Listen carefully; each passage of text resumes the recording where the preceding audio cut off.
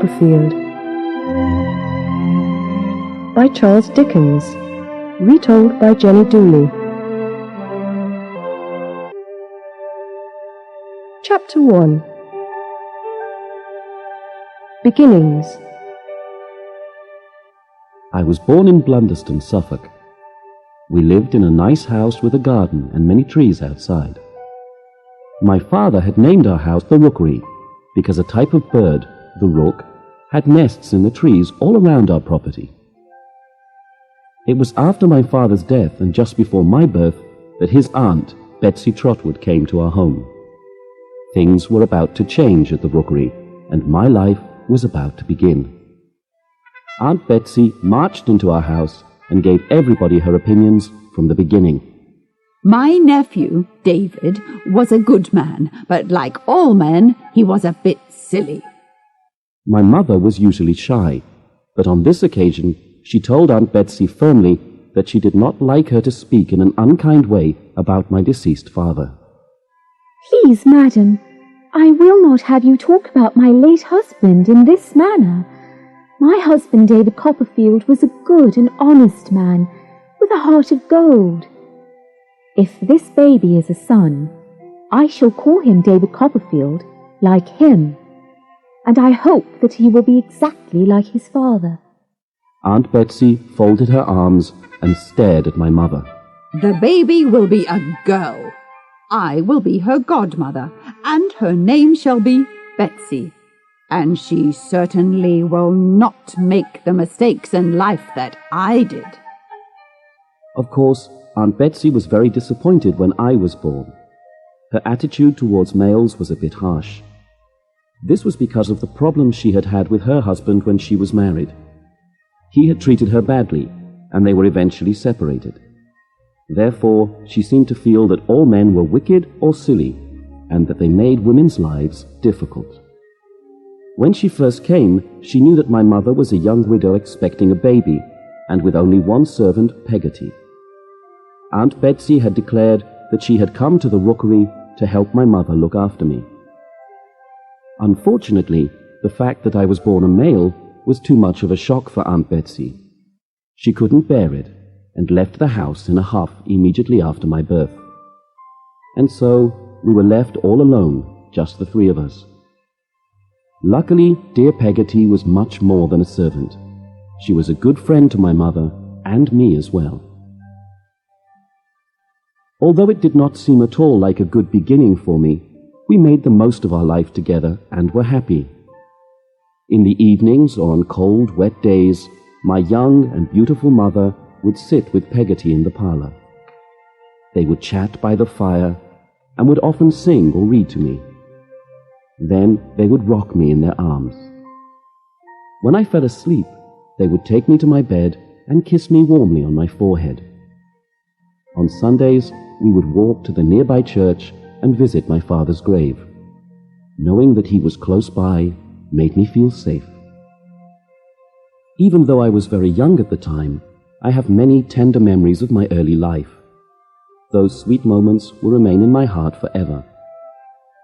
I think back and sometimes laugh to myself when I remember particular moments from that peaceful and pleasant time. I used to think that Peggotty's plump, red cheeks looked so much like apples that every time she went outdoors, I would tell her to take care. I was sure the birds would think that her cheeks were juicy apples and peck at them. How things changed when Mr. Murdstone entered our lives. I was about 5 years old the first time we met. He looked down at me and said, "Give me your hand, boy. A man must have a firm handshake if he wants to get anywhere in the world." He began walking my mother home from the church. Then he would visit her at home and stay a little longer each time. He was a handsome man, tall and slim with dark hair and a beard. Mother would dress up and curl her hair before Mr. Murdstone came to see her. She would giggle when he was at the house, and sometimes her face would become red. I do admit I was jealous, but this wasn't the reason why I didn't like him. I didn't trust him because of the look he had in his eyes. They were small and dark, and didn't seem kind at all. Later, I was proved to be correct. Mr. Murdstone wanted to be alone with Mother, so Peggotty was told to take me away for a few weeks to visit her brother in Yarmouth. What a treat it'll be, Master Davy. There's the sea, the boats and the fishermen, and young ones to play with. I was excited because I was going somewhere new, but I would miss Mother very much.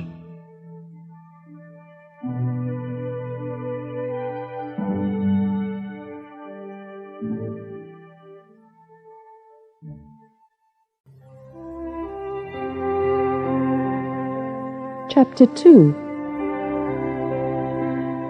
My first trip and homecoming.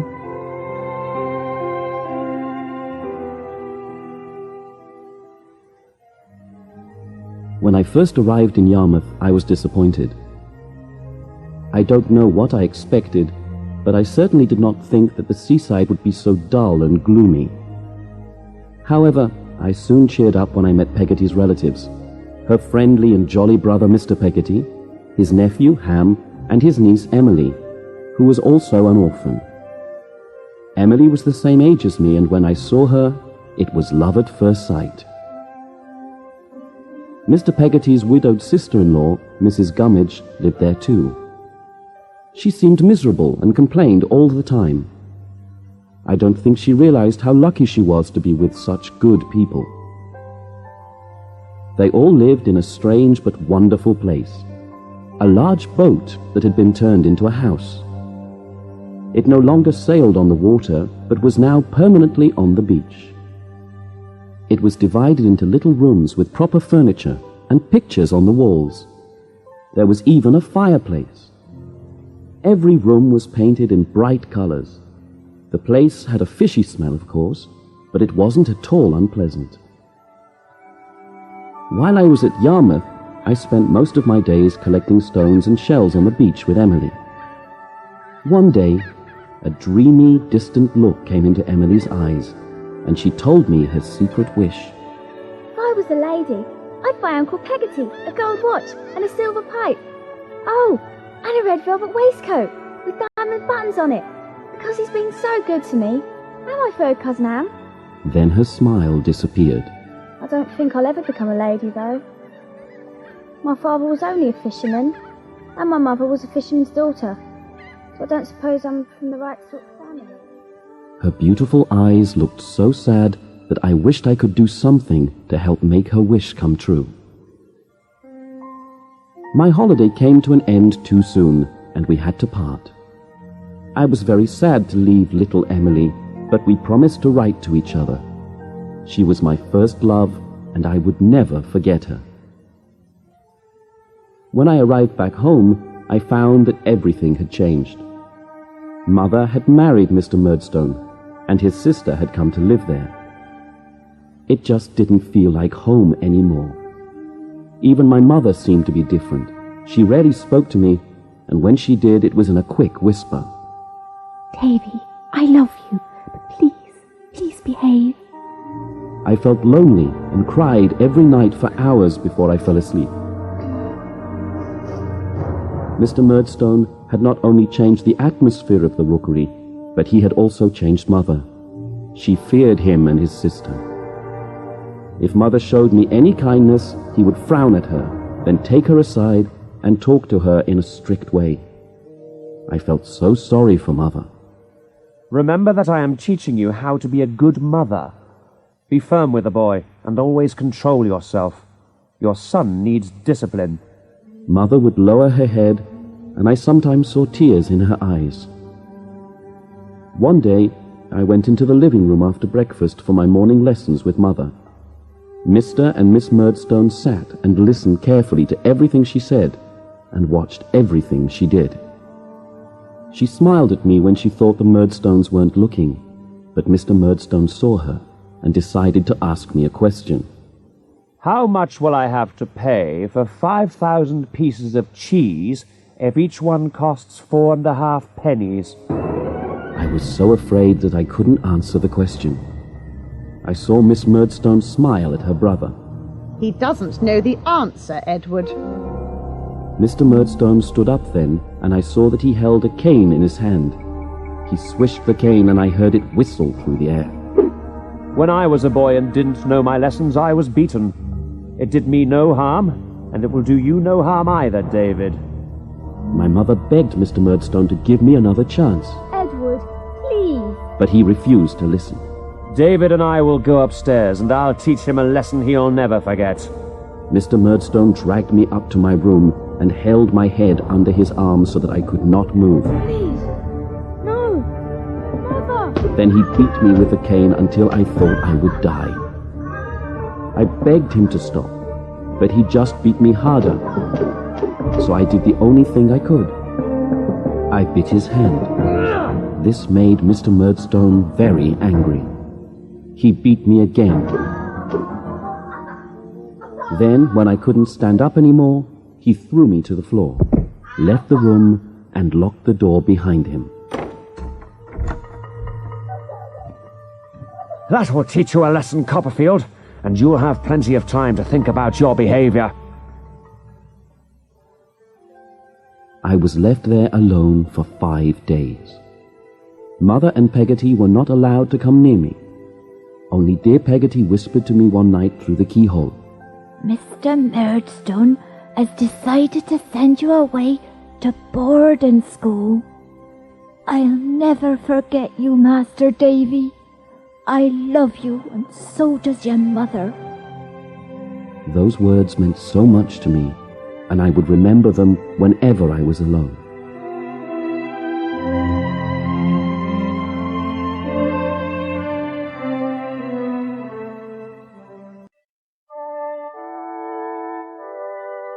Chapter 3. School Days.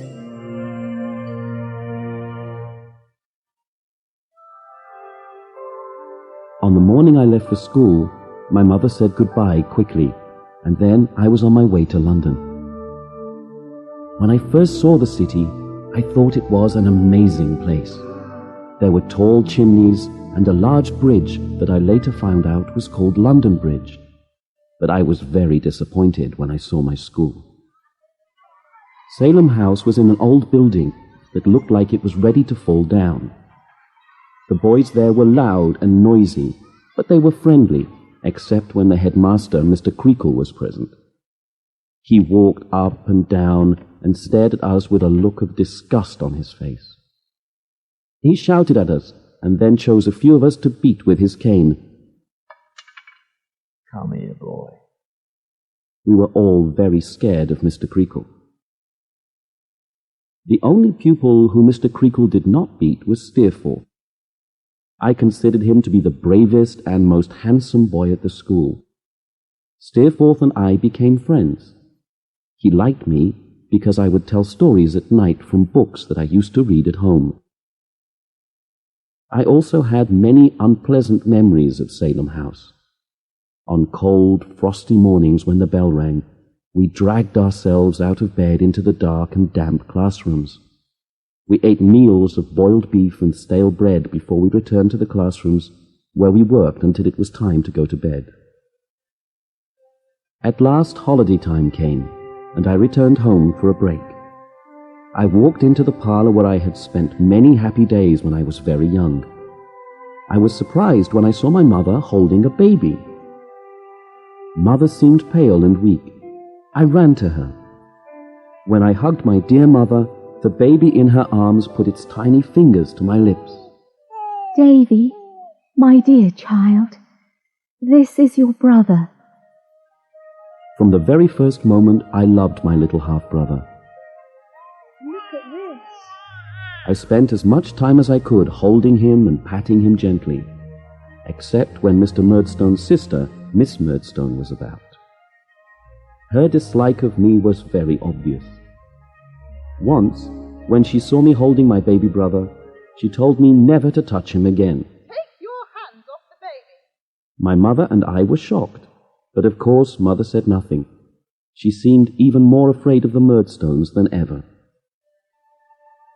On another occasion during those same school holidays, my mother compared the baby's eyes to mine.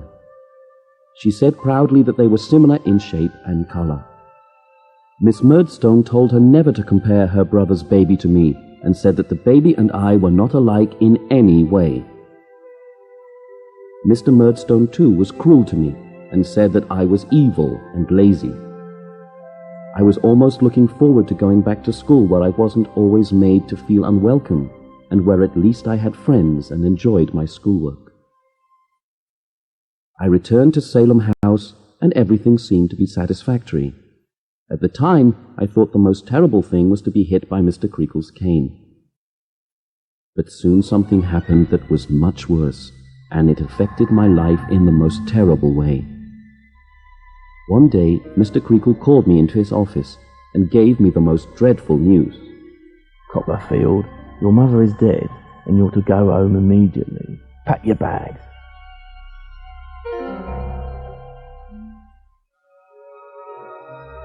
When I arrived home, Peggotty told me that Mother had become weaker and more ill after I had left. A day after my mother died, my little brother passed away as well. I was very sad, shocked, and lonely. I was only 10 and all alone in the world. I was an orphan. I went to the funeral, and Mother was buried in the same churchyard near my home where my father was buried. That day, even the light outdoors seemed sad and more gloomy than usual.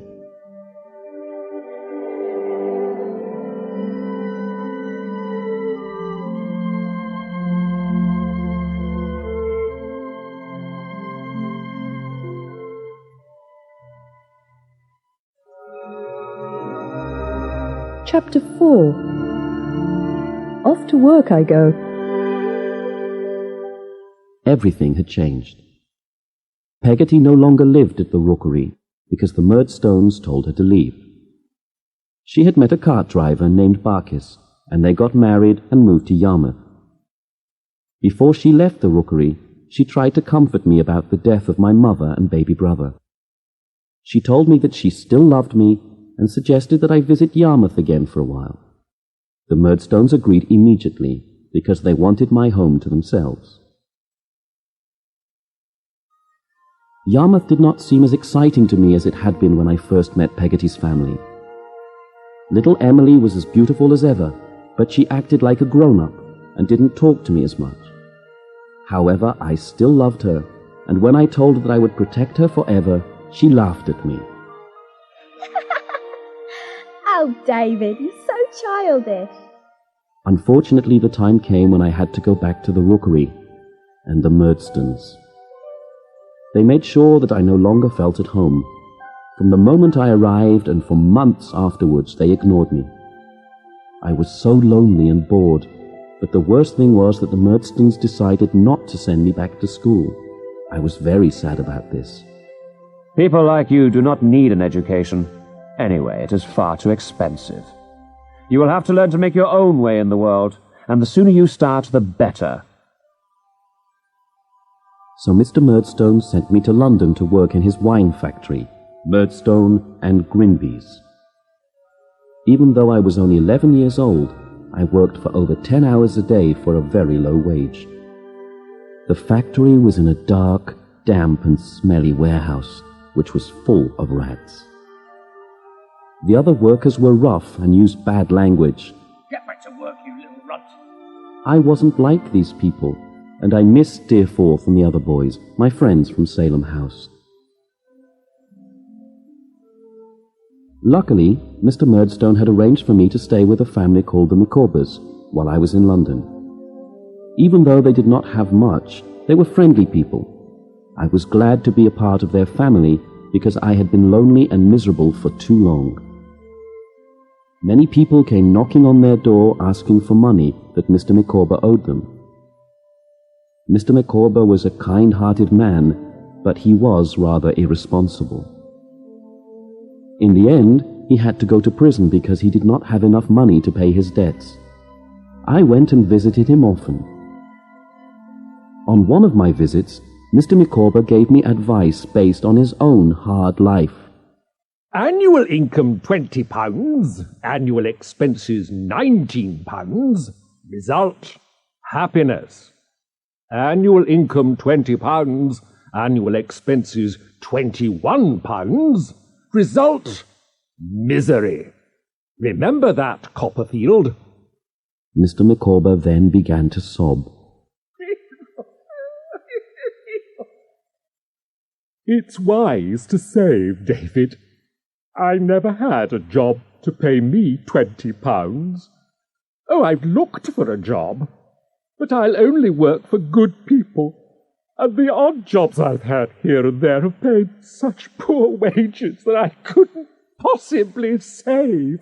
Why, I have a family to feed, so I had to borrow, and now I can't pay my debts, and I'm stuck here in misery. I tried to cheer Mr. Micawber up by telling him that I would most certainly take his advice and try to save money. I promise you, sir, that I will remember your words and will always try to put aside some money for a rainy day, as the saying goes. With that, he cheered up and began a jolly song that I do believe he made up. Always save for a rainy day, a rainy day, a rainy day. Always save for a rainy day, because the sun won't always shine your way. When Mr. Micawber's prison sentence was over, he decided that he and his family would leave London. I could not bear to stay in London alone, nor could I bear to continue working in that dirty factory, sticking labels on bottles surrounded by people swearing and fighting. I decided to run away. The only person I could think of to turn to was Aunt Betsy Trotwood, the relative who had visited us at the rookery on the day I was born.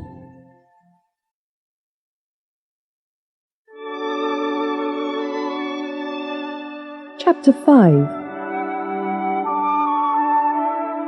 With my aunt.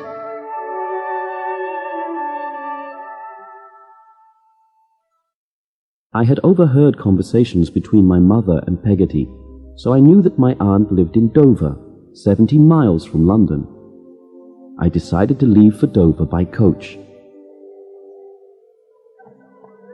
My box, with my clothes and few possessions in it, was too heavy for me to carry all the way to the coach station, and a young man with a donkey and cart offered to take it to the coach station for a small fee.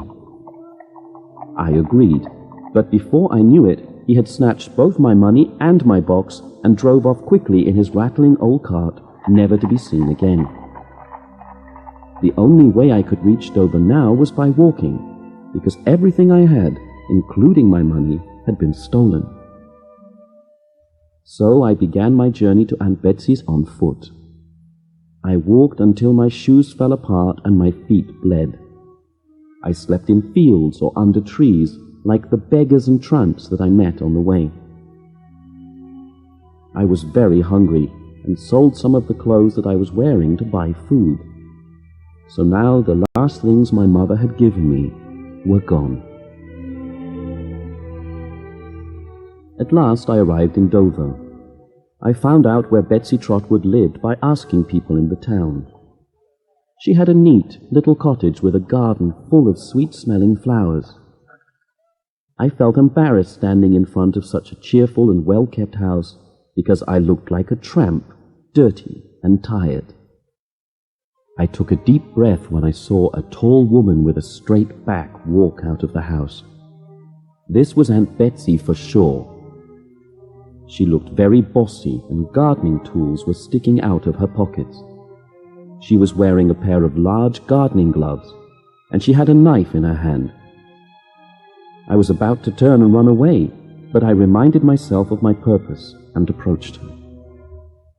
She was shocked to see such a dirty boy at her door. Go away! Go along! No boys here! I watched her with my heart in my mouth as she marched back into her garden, but I was too desperate to leave now. I went in quietly and stood beside her. Then I put my hand on her arm. If you please, ma'am. She turned and looked at me. If you please, aunt. Eh? She said, amazed. If you please, aunt, I'm your nephew. Oh, my! Said my aunt and sat down on the garden path. I am David Copperfield of Blunderstone in Suffolk, where you came on the night I was born and saw my dear mamma. I have been very unhappy since she died. I have been thrown out of my home and removed from my school. I've been put to work that was not fit for me. It made me run away to you. I was robbed when I set out on my journey to find you, and so walked all the way. And I have not slept in a bed since I began the journey. I showed her my torn clothes, and at this point all my strength left me. I burst into tears and could not stop. My aunt looked at me with a shocked expression and then took me by the hand and led me quickly into her parlour. She first gave me food to eat and then put me on the sofa with a shawl under my head and her own handkerchief under my feet. She sat on the floor beside me and looked at me, unable to do anything but stare. After some time, and when I had stopped crying, she asked Mr. Dick to show me where the bathroom was so that I could have a bath. He was a kind old man who rented a room in my aunt's house. Later, I told my aunt all the details of my short but incredible life. Her eyes became wider, and she looked down at the floor. You have been through quite a lot for a 12-year-old boy. That's why I had to come here. You're the only person I could think of who might help me. Oh, this is a difficult situation. I must think. Aunt Betsy walked up and down whenever she thought over a problem. Finally, she asked Mr. Dick for his advice. What do you think, Mr. Dick? What would you do with the boy? I would put him to bed. For the first time in months, I slept in a soft and comfortable bed. I was so tired that I slept through all of the next day and night. When I woke up, I smelled fresh baked bread from the kitchen and heard birds singing outside the window. But, to my horror, when I went downstairs, I saw Mr. Murdstone and his sister in the parlour, talking with my aunt and Mr. Dick. Mr. Dick looked worried, and my aunt's back seemed even stiffer than usual. She looked very serious. Oh, I know very well how David's poor young mother suffered because of you and your sister. You are tyrants, and I know how badly you treated that poor boy. Leave my house at once and never come back. The Murdstones were horrified. You will find out for yourself what an evil boy he is, Miss Trotwood, said Mr. Murdstone as they left the house. And keep off my lawn, shouted Aunt Betsy as she slammed the door behind them. I wanted to clap my hands in delight. My aunt was so brave. When they had gone, my aunt smiled at me. I don't believe a word they said, David. From now on, we'll do what's best for you. All I ask is that you respect us and follow our simple rules.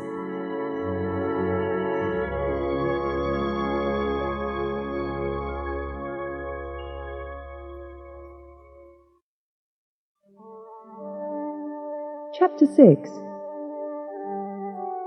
Life with the Wickfields. Sometimes my aunt was strict. She chased away the donkeys, or anyone else for that matter, who dared to walk over the grass near her garden. But she cared about me.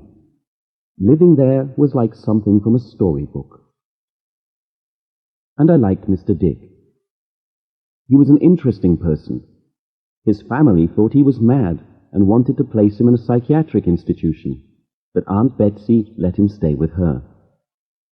I must admit that Mr. Dick was a bit odd at times, but he was gentle and kind. He was writing a book about his life. Aunt Betsy told me that he had been writing it for years, but he never seemed to finish it. The time soon came when I had to go to school again. My aunt took the advice of her trusted friend and lawyer, Mr. Wickfield, and I was enrolled at a school in Canterbury. Dr. Strong was the headmaster there, and he was a polite and well-educated man. Aunt Betsy had arranged for me to live with Mr. Wickfield while I was away at school. I enjoyed living with Mr. Wickfield and his lovely daughter Agnes, who was 13, the same age as me. She had long brown hair and clear blue eyes. Agnes seemed very mature for her age, and I often thought about what a wise and special person she was. She was like a sister. I trusted her and asked for her advice about many things. Agnes, I often think of my future, and I don't know what I will do.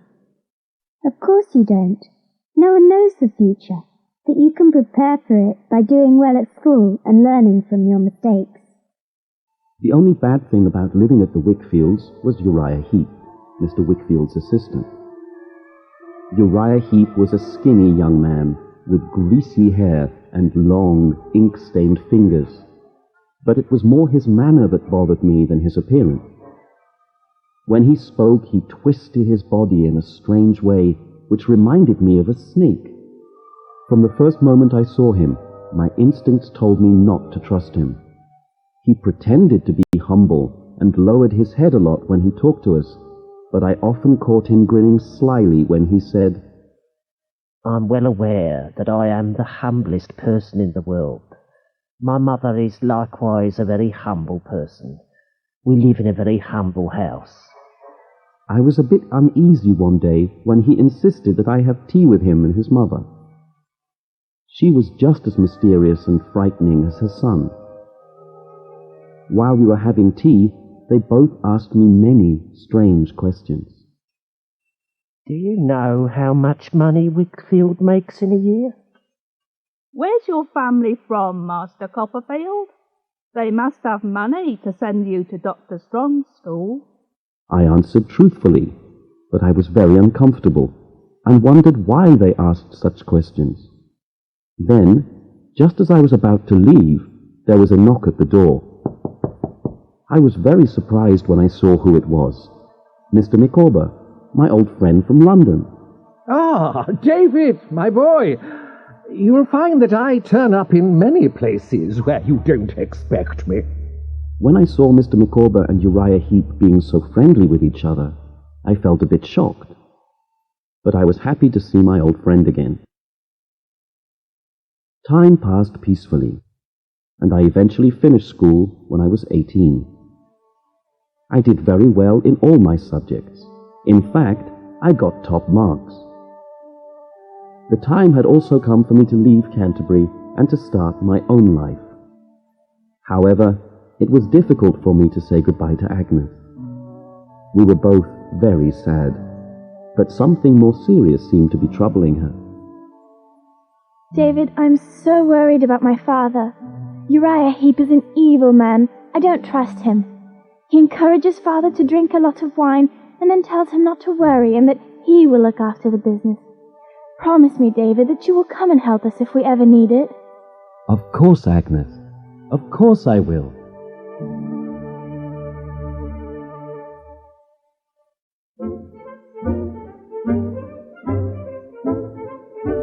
Chapter 7. Old and New Friends.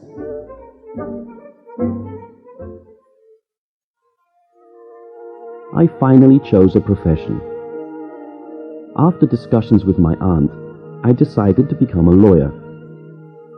My training began at the very old but grand-looking law offices of Spenlow and Jorkins in London. My aunt was very helpful and found me a small but cosy room to rent nearby.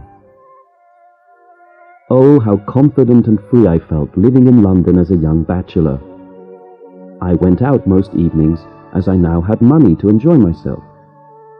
One night, when I was leaving the theatre, I saw my old school friend Steerforth. He still had thick blonde hair and was more handsome than ever. "Steerforth!" "Why, it's Copperfield." We shook hands warmly, and Steerforth told me that he was now a student at Oxford University. "I always knew you'd be a success, Steerforth.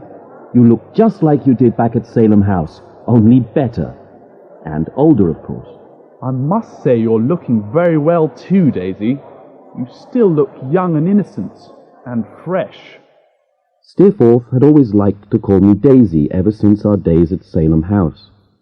When he first saw me, he had said that I reminded him of a fresh daisy at sunrise, and I quite liked the nickname myself. Steerforth and I saw each other quite often while he was in London, and we became close again. I even asked him to come and visit the Peggottys in Yarmouth with me. I wasn't sure what he'd think of their simple ways, because he was from a different social class. But from the moment we arrived in Yarmouth, Steerforth seemed to love everything about it. It's incredible that they made a home out of this old boat. On many occasions, we sat inside Mr. Peggotty's house, drinking, eating, and laughing with the Peggottys. We had arrived at a good time, because the family was celebrating Ham and Emily's engagement. I was happy for Emily, but I would always remember her as little Emily. Ham was a good-hearted and hard-working fellow, and Emily, a young woman now, worked as a dressmaker. She seemed satisfied with her life, but I think that our stories about London reminded her of the old desire she had to be a lady. When Steerforth spoke, that desire seemed to come back. London sounds so exciting. I wish I could live there. Then why don't you? And I could show you around. Steerforth, Emily and Ham are going to be married, and they will live here. Oh yes, I forgot. Well then, a toast to life and happiness by the sea. We all raised our glasses, but Emily did not look very happy. Steerforth seemed to like the fisherman's life in Yarmouth. He even bought a boat before we left. He called it the Little Emily. I thought this was strange, but it didn't mean much to me at the time. We went back to London, and I was very busy with my training at Spenlow and Jorkins. I was doing well at the office, so Mr. Spenlow invited me to his house for dinner one evening. It was then that I met his beautiful and delicate daughter, Dora. I immediately fell madly in love with her, and don't know how I concentrated on my work after that. I'd spend hours daydreaming about Dora, my princess. I chased Dora for months until she finally agreed to marry me. Everything in my life seemed to be going well. I worked part-time as a writer and saved enough money to buy us a little house. Everyone was happy for me, particularly Aunt Betsy. She would often hug me and say, I was a fool for leaving you and your mother when you were born. You've turned out better than any niece I could have hoped for. Agnes seemed happy for me too, and she and Dora became best friends, even though they were so very different from each other. Although they were the same age, Agnes seemed older and wiser, and my Dora acted like a sweet child, sometimes sighing and playing with the curls in her hair. Davy, I'm a silly little thing. Perhaps you should have chosen someone clever like Agnes instead of me. What are you saying, my love? Hush now. I love you as you are, more than anything in the world. In the world? Oh, David, the world's a large place.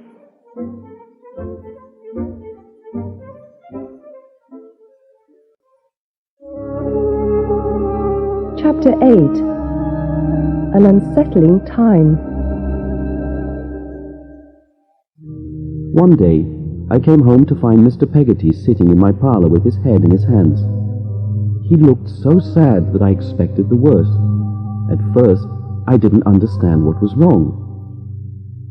I'll look all over the world until I find my Emily. I've raised her since she was a little girl. She's a good girl. She may have made mistakes, but I'll always forgive her, and I'll always be here to help her and protect her. After listening to him for some time, I discovered that Emily and Steerforth had run away together. How could Steerforth have done something like that to the Peggottys? And what about Ham, who was so in love with Emily? He would have done anything for her, but Emily always wanted to be a lady, and she probably thought that Steerforth would make her one. Poor Mr. Peggotty. Poor Ham. Poor Emily. I decided to see Ham in Yarmouth and was about to leave when a letter arrived. It was from Agnes. She was in London and wanted to see me urgently. She said it was very important.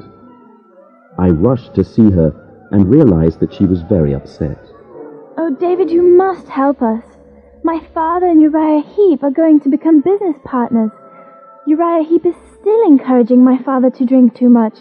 I think he's tricking father by pretending to be a good and honest man, but I believe he's stealing money from the business. I held Agnes' hands in mine. Don't worry, Agnes. I'll do everything I can to help you and your father. I went to see Heep at once at Mr. Wickfield's house, and I was shocked to find Mr. Micawber working at Heep's desk. Mr. Micawber, how can you work for a man like Heep? Mr. Heep is my employer now, and I must respect the man who helps me pay my debts, David. Work is work.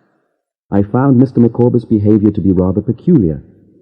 He had always said that he would only work for honest people, and somehow Micawber seemed afraid of Uriah Heep.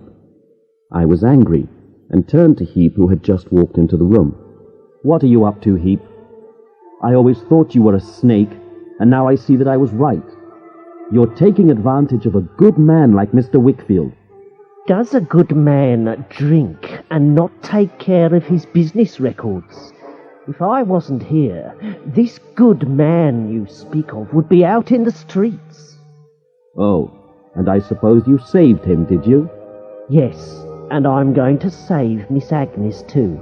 I'm going to marry her. The blood pounded in my head, and for some reason I was unable to speak. I wanted to kill Uriah Heep in that instant, and I decided to do all that I could to prevent this marriage. In the meantime, there were other problems to deal with. Aunt Betsy had lost most of her money through Mr. Wickfield's bad business decisions. I was sure that this had something to do with Uriah Heep. My aunt and Mr. Dick came to live with me in London, and I helped them as much as I could. I was also very worried about my wife. Dora was very ill. My aunt looked after her in the day while I was at work. In the evenings, I would rush to her bedside and gently stroke her soft hair and whisper to her that I loved her. You must rest, my love. On one dark, stormy evening, not long after her illness began, she asked to see Agnes alone. While they talked, I sat downstairs by the fire and thought about all the happy moments my dear Dora and I had shared, and how it hurt me to see her so ill and unable to move. When Agnes came back downstairs, I realized from the look in her eyes that my darling wife Dora had passed away.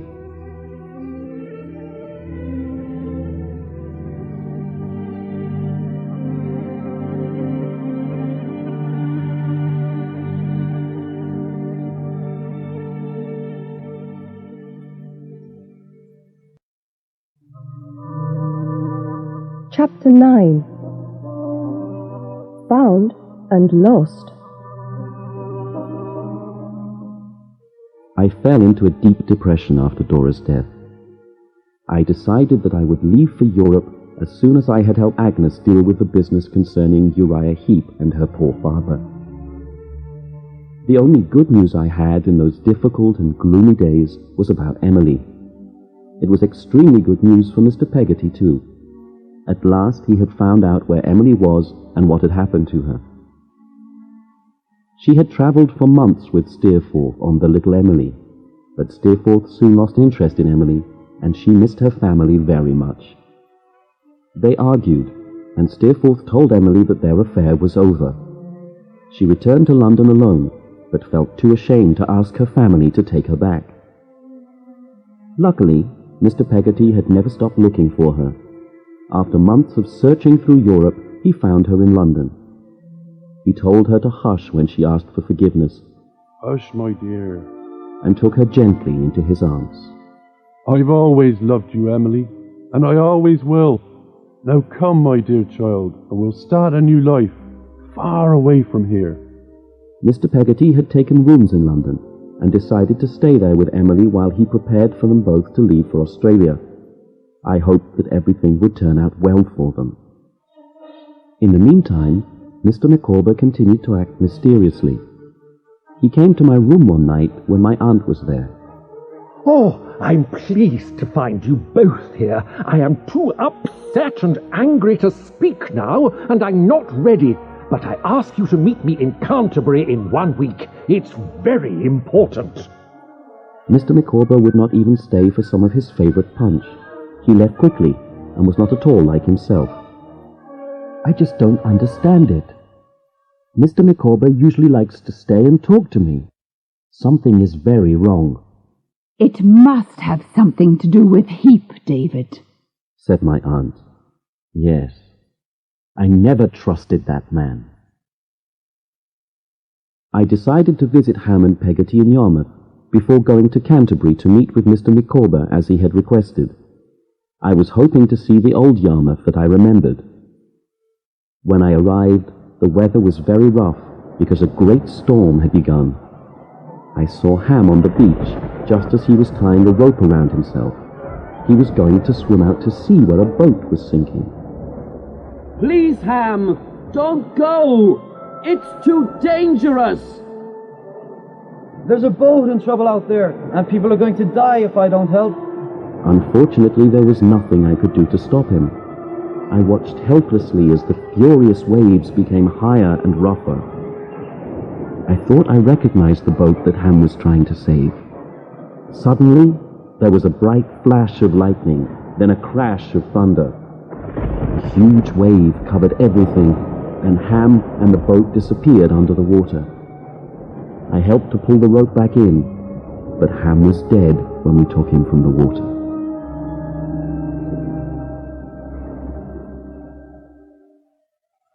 The next morning, a few pieces from the boat came ashore. I then knew why the boat out at sea had looked so familiar. One piece of wood that was washed onto the beach had the words, "Little Emily," written on it. Ham had died trying to save Steerforth, the man who had taken Emily away from him. I decided not to tell Mr. Peggotty or Emily what had happened.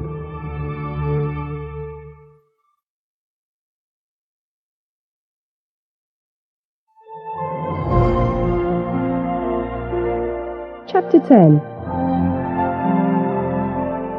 How it all worked out.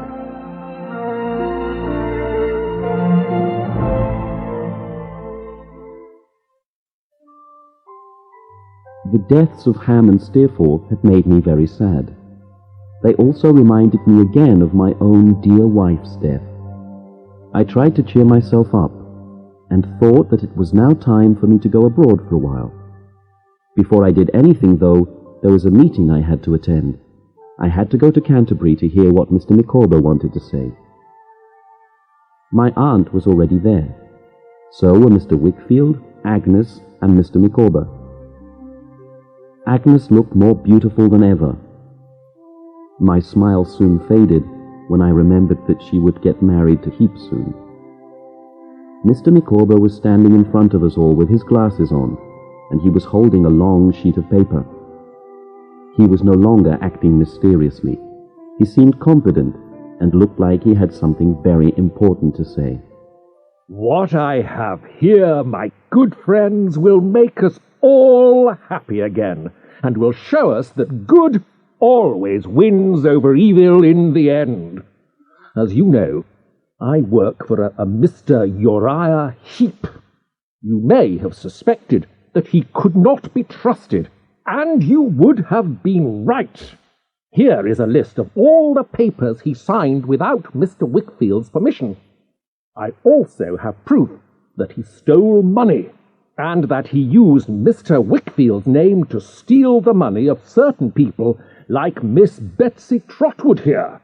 But like all criminals, he will lose, thanks to me.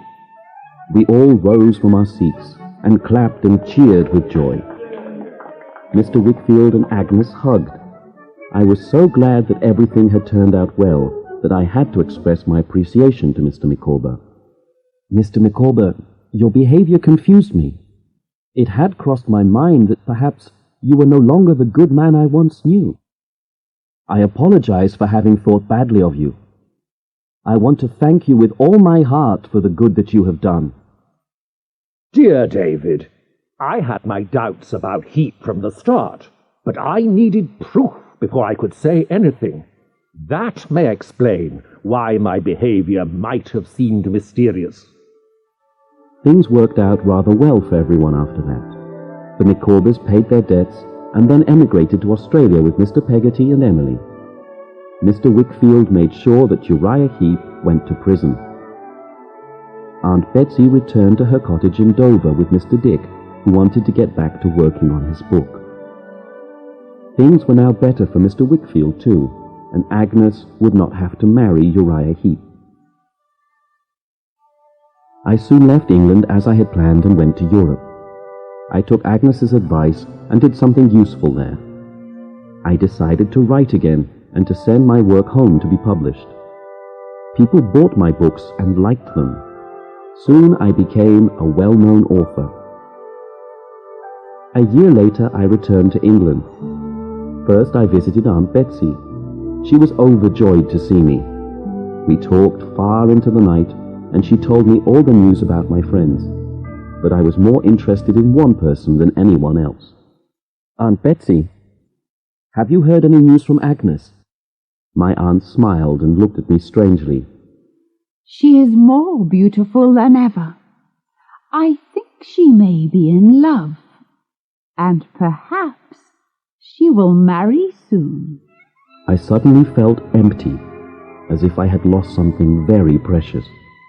Do you know who the lucky man is? It is not my place to say, David. These are just my suspicions. Then, if it's true, I'm sure Agnes will tell me when she sees me.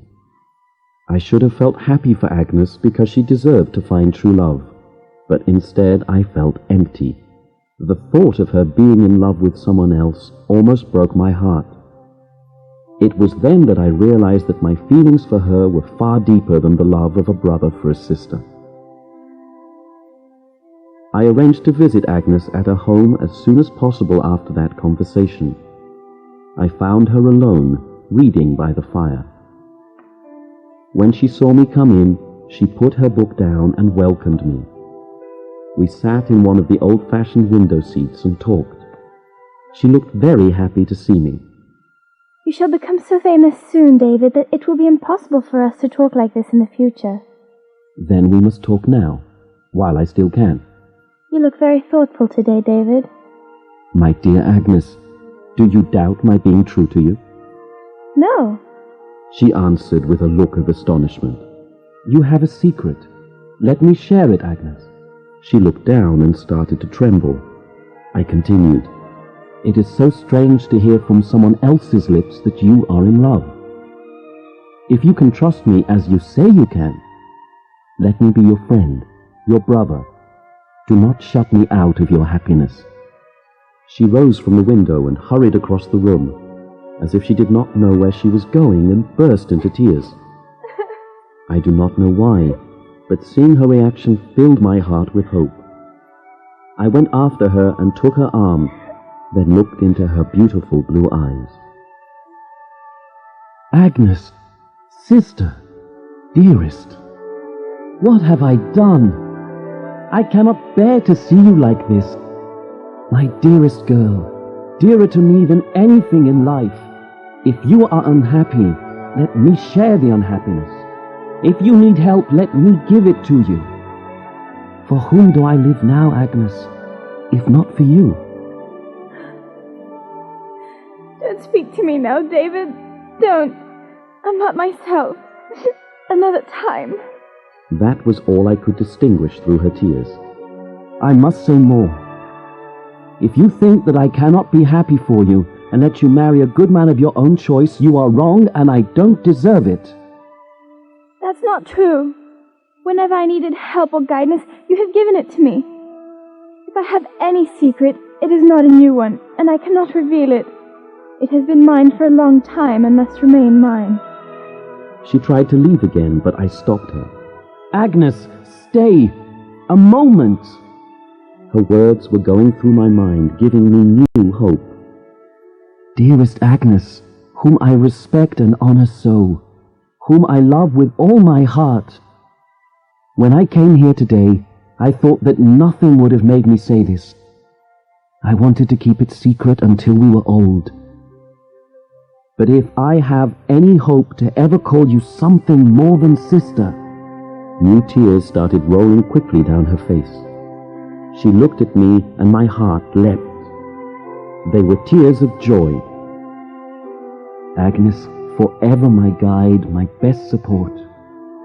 You were always so much better than me, and I needed you to be there for me always, to listen to my every hope and dream. So I did not realize that my first and greatest love was for you. I went away loving you. I stayed away loving you. And I returned home loving you. I know that now, and I will never let you go. You are the only person I have ever loved, David. I did not tell you this before because I was afraid that you did not feel the same way about me. Oh, Agnes, I would be the happiest man in the world if you married me. I will marry you, David.